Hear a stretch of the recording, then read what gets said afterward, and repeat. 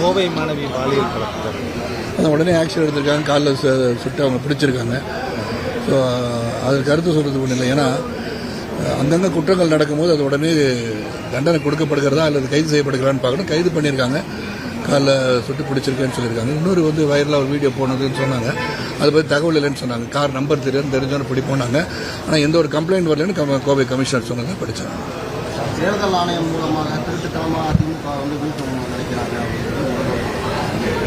ஒவ்வொரு கட்சியும் ஆட்சியில் இருக்கிற கட்சியும் சரி, ஆட்சி இல்லாத கட்சியும் சரி, இருக்கிற கட்சியை பற்றி குறை சொல்கிறது ஒன்று இருக்கும். அதனால் எந்த இது கொண்டு வந்தாலும் இப்போ எஸ்ஐஆரே இருக்குது அப்படின்னு சொன்னால் அது உடனே அது நம்மளுக்கு சரியாக வராது அப்படின்னு சொல்கிறவங்களாம் இருப்பாங்க. அது உண்மையிலேயே அவங்க ஒரு ரிவிஷனுக்காக பண்ணுறாங்க.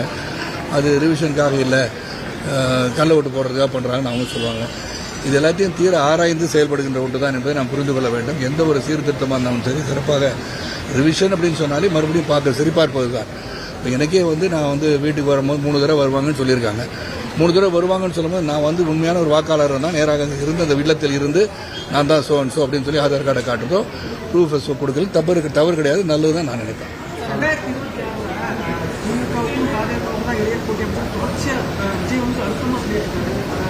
அது அவருடைய கருத்து, அவர் தான் கேட்கணும். அழுத்தமாக சொல்றது காரணம்னு அவரை கேட்கணும்.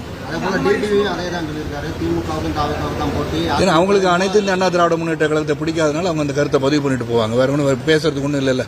ஏன்னா அவங்க ஒரு இயக்கத்தை உருவாக்கி தான் நடத்த வேண்டிய இயக்கத்தை சிறப்பாக நடத்த வேண்டிய எண்ணத்தில் இருக்கும்போது இன்னைக்கு ஆரம்பிச்ச கட்சி கூட நாங்கள் போய் சேர்றோம்னு சொல்றது அவங்களுக்கு தான் அவலம். எனக்கு தொடர்ந்து அதிமுக ஒவ்வொரு முக்கிய தலைவர்களும் வெளியே இருக்காங்க. அதான் 2026 தேர்தலுக்கு முன்பு என்ன நடக்குதுன்றது தெரியாது. நாளைக்கு என்ன நடக்குது உங்களுக்கும் தெரியாது, எனக்கும் தெரியாது. அதனால் நம்ம பொறுத்திருந்து பார்க்க வேண்டிய விஷயம். இது நான் உடனே பதில் சொல்கிற ஒரு நிலை நான் இல்லை. ஏன்னா நேஷனல் இதில் நான் உறுப்பினராக இருக்கேன் கமிட்டியில். ஸோ என்னை பொறுத்த வரைக்கும் இங்கே இருக்கிற நிகழ்வுகளுக்கு அதுக்குன்னு தனியாக ஒரு ஜெயபாண்டாவை நியமிச்சிருக்காங்க தேர்தல் பொறுப்பாளராக. அப்புறம் இங்கே இருக்க நம்ம தலைவர் இருக்காங்க, மாநில தலைவர் நயினா நாகேந்திரன். அவர்களாம் உட்கார்ந்து அமர்ந்து கூட்டணி எப்படி உருவாக்க வேண்டும், பலமாக இருக்க வேண்டும் என்பதெல்லாம் சிந்திப்பது அவங்களுடைய கடமை. அவங்களுக்கு உறுதுணையாக செயல்படுவது எங்களுடைய கடமை.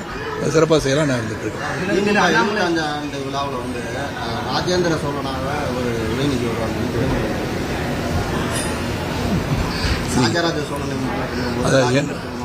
உதயநிதி ராஜேந்திர சோழனாக இல்லைங்க. அது நான் ஒன்றே ஒன்று தான் சொல்லுவது, அரசியலுக்கு அப்பாற்பட்டு இப்போ தன் மகன் சிறப்பாக வர வேண்டும் நினைக்கலாம். என்னை போல என் மகன் வரலாற்று என்னையோட பெரிய ஆளாக வரணும்னு நினைக்கிறது இது அதுக்கு ஒரு உவமையோ உதாரணம் காட்டுவது எந்த விதத்தில் குற்றமாக பார்க்க முடியும்னு சொல்ல முடியாது.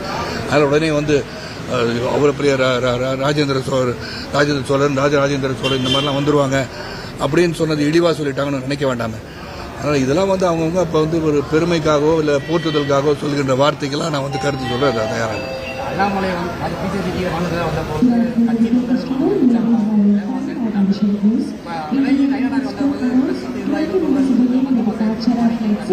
அது உங்க பார்வைக்கு அப்படி தெரியலாம், எனக்கு தெரியல. அப்படி எல்லாமே நல்லா சிறப்பாக தான் வேலை செய்யறாங்க.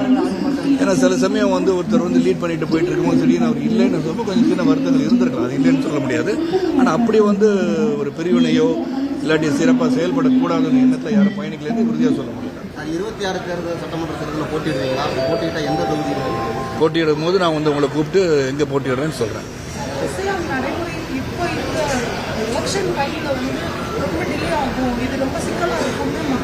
இல்லை, சிக்கலாக இருக்கிறதுக்கு வாய்ப்பே இல்லைங்க. இதுக்கு இன்டென்சிவ் ரிவிஷன் தானே. இன்டென்சிவ் ரிவிஷனுக்காக ஒத்துழைக்கணும் இல்லையா? அப்போ எப்போ தான் பண்ணுவீங்க? அப்போ சீரமைக்க சரிபார்ப்பது தவறு என்று சொல்ல முடியுமா? உங்களுக்கு சாதகமாக இருக்காதுன்றதுக்காக சரிபார்ப்பது தவறுன்னு சொல்லிட முடியாது. எலெக்ஷன் நேரத்தில் தான் கொண்டு வர முடியும். எலெக்ஷன் நேரத்தில் பார்க்கணும். எலெக்ஷன் நேரத்தில் கொண்டு வரான்னு சொன்னால் எலெக்ஷன் 2026 ஒன்று ரொம்ப தூரத்தில் இருக்குது. இது 1 மந்த்துக்குள்ளே முடிக்க போகிறாங்க. December 4 மறுபடியும் மறுபரிசீலனை செய்ய போகிறாங்க. உங்களுக்கு ஏதாவது கருத்து வேறுபாடு இருந்தால் சொல்லுங்கன்னு சொல்லியிருக்காங்க. ஸோ அப்படி இருக்கிற சூழலில் இதெல்லாம் பாசிட்டிவாக எடுத்துக்கிறது நல்லது. நான் வசிக்கலையா உங்களுக்குலாம் இல்லை, அது பாலியலுக்கும் இந்த பாடி ஷாமிக்கும் தொடர்பு இல்லை. கடுமையான தண்டனை தான். எப்போ ஒருத்தன் பாலியல் குற்றத்தில் ஈடுபடுறாங்களோ இவங்க காலில் சுட்டுட்டாங்க, ஓகே. அதுக்கப்புறம் கோர்ட்டில் பண்ணி அது நிரூபிக்கப்படும் போது தூக்கு தண்டனை கொடுத்துடணும். கேபிட்டல் பனிஷ்மெண்ட் இல்லாட்டி கூட இப்போ கேபிட்டல் பனிஷ்மெண்ட் உருவாக்குகின்ற சூழல் இருந்தால் கேபிட்டல் பனிஷ்மெண்ட் கொடுத்தா யாரும் தவறுகள் செய்ய மாட்டாங்க. மதுரையை வந்து அசுத்தமான முதலிடமா வந்து அறிவிச்சிருக்காங்க. நீங்கள் என்ன பண்ணுங்கன்னா உடனே மதுரையை சுத்தப்படுத்துறதுக்கான செயலில் இறங்குங்க எல்லாரும். ரொம்ப நன்றியா.